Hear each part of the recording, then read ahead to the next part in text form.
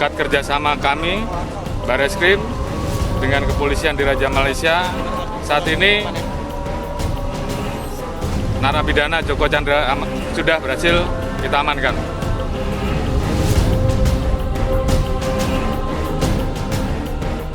Persoalan bisa buron ini kan pertama karena proses penanganan korupsi yang bertele-tele, yang sangat lambat, sehingga orang bisa lari.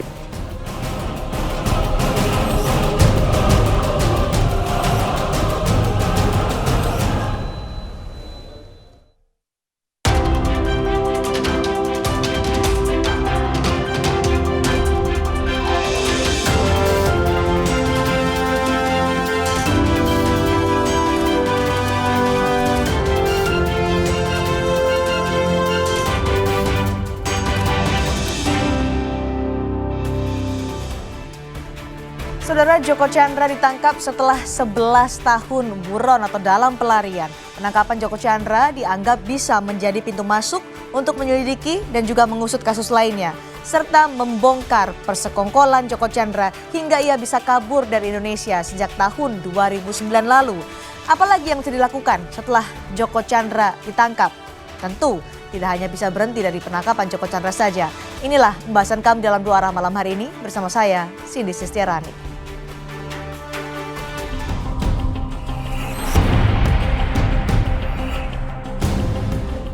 11 tahun pelarian Joko Chandra berakhir. Buron korupsi dalam kasus pengalihan hak tagih Bank Bali yang merugikan negara 904 miliar rupiah itu ditangkap di Malaysia pekan lalu. Operasi senyap dilakukan oleh Bareskrim Polri usai perintah langsung Presiden Jokowi kepada Kapolri untuk segera menangkap Joko Chandra. Dan alhamdulillah berkat kerjasama kami, Bareskrim, dengan kepolisian di Raja Malaysia, saat ini narapidana Joko Chandra sudah berhasil kita amankan. Tentunya ini juga untuk menjawab keraguan publik selama ini, apakah Polri bisa menangkap yang bersangkutan. Kinerja Polri menangkap Joko Chandra mendapat apresiasi, namun belum saatnya berpuas diri. Indonesian Police Watch mencatat ada 38 buronan kasus korupsi yang belum ditangkap hingga saat ini.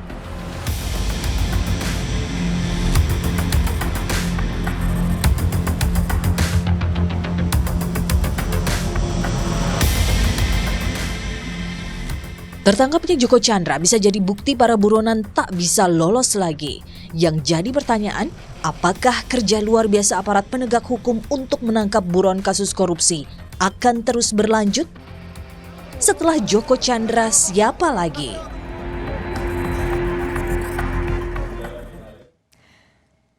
Dan kami akan membahas dengan empat narasumber. Dua sudah hadir di studio Dua Arah malam hari ini. Ada Mbak Didik Mukrianto, Komisi 3 DPR RI. Selamat malam, Pak Didik. Selamat malam, Mbak Cindy. Selamat malam, dan juga ada Mas Donald Faris dari ICW. Selamat malam, Mas Donald. Malam, Mbak Cindy. Terima kasih. Bergabung juga melalui sambungan Zoom.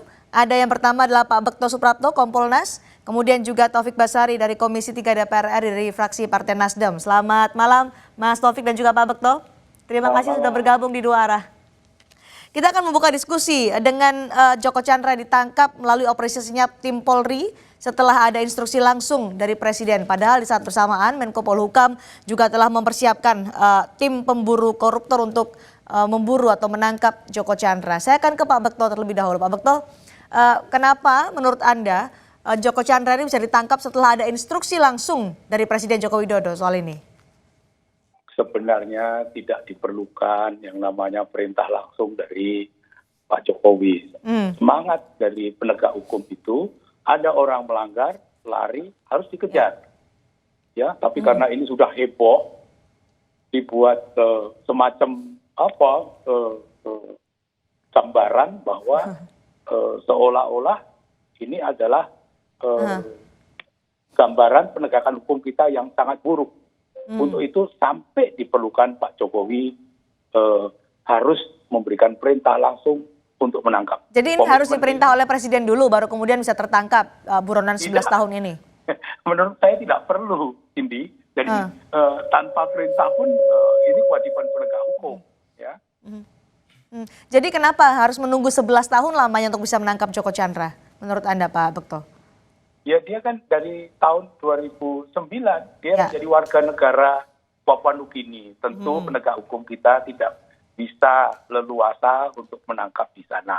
Oke. Dan ini juga baru tahu kan baru-baru saja dia di Malaysia. Ternyata dia membangun gedung yang megah, yang tinggi, yang lebih hebat dari Petronas dan sebagainya. Artinya kan Joko Chandra ini punya koneksi, punya backing di Malaysia, baik secara politik maupun secara ekonomi, dia diterima di sana. Jadi ini bukan pekerjaan yang sulit. Membawa pulang kemarin jangan dilihat hanya sudah turun dari pesawat. Ini pekerjaan yang luar biasa, menurut saya. Apa pengaruhnya menurut Pak Bekto, instruksi langsung dari Presiden kepada tim Polri untuk hingga akhirnya bisa tertangkaplah buronan 11 tahun Joko Chandra ini? Ya itu memacu. Ya. Di samping sudah dipermalukan. Ya, Dipermalukan? Ya, bayangkan ada 3 perwira tinggi Polri yang harus dicopot jabatannya, kemudian ada yang ditetapkan sebagai pelaku tindak pidana dan sebagainya, itu sangat memalukan. Dan memang harus dilakukan. Ya katakanlah ini tumbalnya ya, tapi ini menjadi momentum yang bagus untuk sama-sama mari kita tegakkan hukum di Indonesia ini. Sebagai partai koalisi Mas Tobas, memang perlu dipermalukan dulu Polri hingga akhirnya bisa menangkap Joko Chandra. Ya, ini mestinya harus di awalan, kan bukan kemudian kita berpuas sampai di sini dan seolah-olah semuanya sudah selesai. Justru ini harus di pintu masuk bagi kita untuk mulai menelusuri lagi semuanya, baik yang sekarang masih jadi buron ataupun juga yang terkait dengan pihak-pihak yang membantu Joko Chandra selama ini dalam pelariannya. Nah, memang kalau disebut bahwa apa yang dilakukan Joko Chandra kemarin yang bisa melenggang masuk ke Indonesia kemudian mengatur berbagai hal itu merupakan tamparan ya. Karena itu kalau orang ditampar kan seperti awalnya tidak sadar bahwa ternyata punya masalah, setelah ditampar menjadi bangun. Nah, kalau saya melihatnya dari sisi kacamata positif lah. Ketika ini tersadar bahwa masih banyak PR yang kita miliki, yang harus kita benahi semuanya, yang akibat tamparan peristiwa kemarin itu membuat kita bangkit dan semangat. Kalau saya melihatnya mudah-mudahan ini menjadi semangat kita untuk melanjutkan semuanya. Harus ditampar dulu dan harus instruksi langsung dari Presiden begitu, Mas Donald? Ya, pertama secara normatif tentu kita mengapresiasi. Saya men-underline itu terlebih dahulu bahwa harus ditampar dulu untuk bisa bergerak kan seperti itu. Tapi yang menarik adalah menjadi background kasus ini menjadi terungkap, memang ada aksi saling tampar baik oleh Joko Chandra atau di internal penegak hukum itu sendiri. Saya mendengar tentunya banyak informasi yang melatar belakangi munculnya kontestasi di internal kepolisian sehingga ada upaya untuk saling buka dan saling jegal. Tapi bisa saja informasi itu menjadi tidak benar, tapi bisa juga menjadi benar bahwa pertarungan di internal kepolisian yang membuat terjadinya aksi bongkar-bongkaran. Yang menarik adalah kita banyak mendengar informasi, kemudian bahkan sampai satu akun Twitter bisa mendapatkan dokumen screenshot percakapan antara Joko Chandra dan pengacaranya. Itu beredar luas di publik dan kami mencoba untuk menelusuri siapa pemilik akun Twitter yang mengekspos informasi hasilnya, dan kita mendapatkan sejumlah informasi itu terafiliasi dengan poros politik tertentu yang coba juga berkontestasi untuk memperebutkan Tribrata 1. Jadi bagi kami melihatnya itu adalah bagus, tapi ternyata ada blessing juga bahwa momentum ini terungkap, ada pertarungan yang terjadi di internal penegak hukum untuk saling jegal, saling ekspos, sehingga kemudian mau tidak mau yang tertampar tadi kemudian berdiri dan melakukan aksi mengejar Joko Chandra sampai apakah konflik di internal Polri itu juga menjadi alasan sampai harus butuh waktu 11 tahun untuk bisa menangkap Joko Chandra? Kalau tadi Pak Bekto kan menyatakan karena tidak ada perjanjian ekstradisi dengan Papua Nugini atau hal-hal lainnya, padahal kita tahu beberapa pihak juga tahu Joko Chandra sudah lama di Malaysia tapi tidak tertangkap juga hingga butuh kemarin. Saya menilai ini momentumnya saja yang bersamaan. Jadi ini menjadi pemicu. Kalau kita lihat dalam catatan kami setidaknya ada 39 orang yang terkait, jadi statusnya buron di dalam kasus korupsi, baik yang sudah BHT berkekuatan hukum yang tetap maupun yang kemudian kasusnya masih dalam penyidikan. Banyak sekali dan banyak pihak sudah sebenarnya mendeteksi keberadaannya. Ada yang di Singapura, ada yang di China, tetapi kemudian faktor X-nya tidak terjadi. Saya menyampaikan faktor X tadi itu adalah faktor yang terjadi perebutan yang kemudian saling unjuk gigi di internal penegak hukum untuk bisa membuktikan. Akhirnya kita percaya bahwa ada hipotesis dalam penegakan hukum di Republik ini selalu ada faktor pemicu dan faktor penggerak. Faktor penggerak itu adalah perintah presiden, tapi faktor pemicunya adalah poros-poros yang saling tampar di penegak hukum. Pak Bekto, betul ada poros-poros tertentu di kepolisian yang akhirnya menjadi penghambat untuk bisa menangkap Joko Chandra.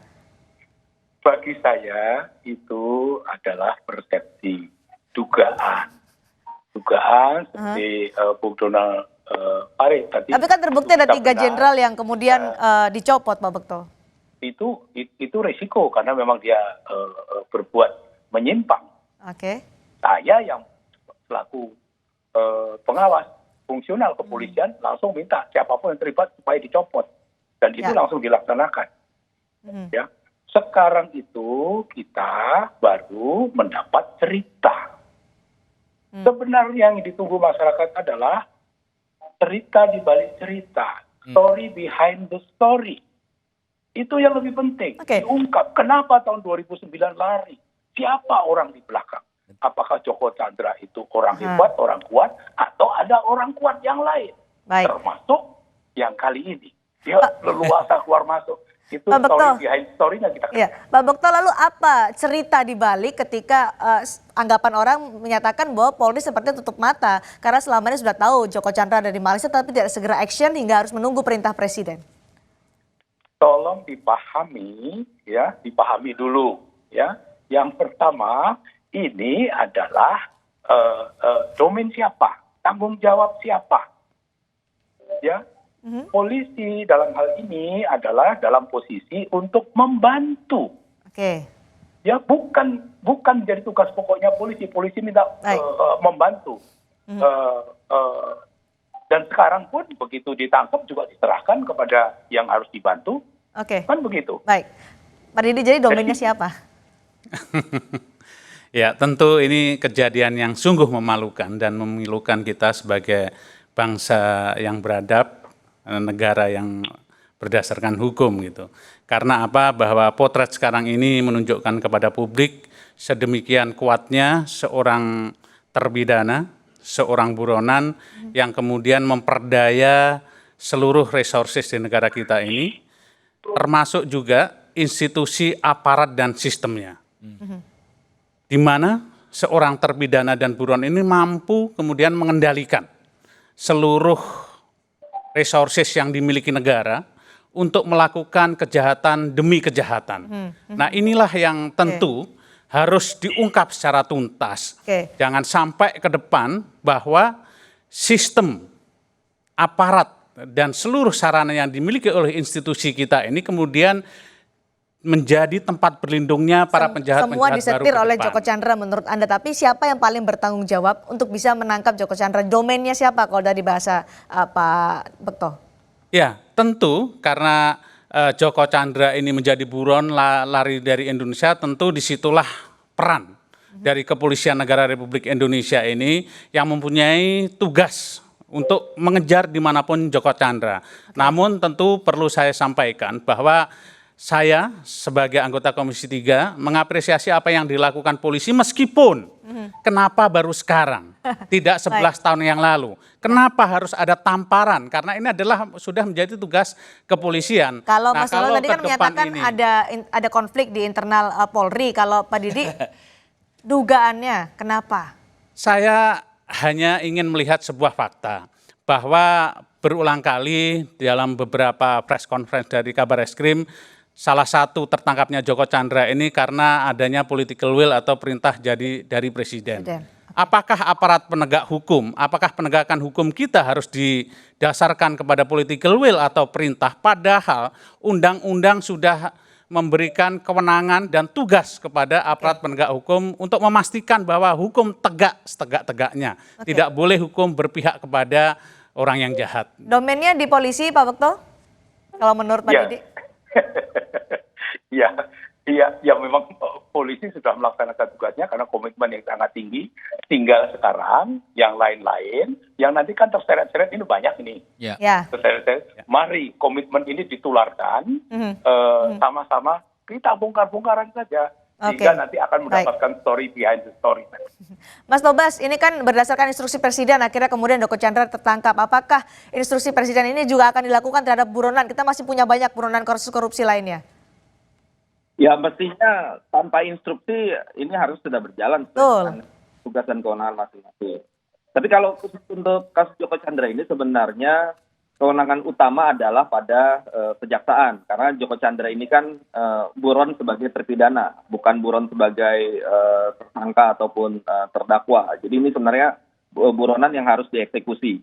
Jadi yang utama adalah kejaksaan. Yang memang kejaksaan tentu tidak bisa berjalan sendiri, dia harus bekerja sama dengan pihak kepolisian. Nah itu yang menjadi soal. Nah memang kita harus akui bahwa kelemahan utama kita adalah soal koordinasi.